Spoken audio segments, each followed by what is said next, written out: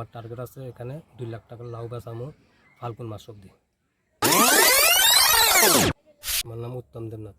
আমি 1.5 কানি লাউ করছি, শ্রাবণ মাসও লাগাইছি, ভাদ্র আশ্বিন মাসের থেকে আমি বিক্রি আরম্ভ করছি।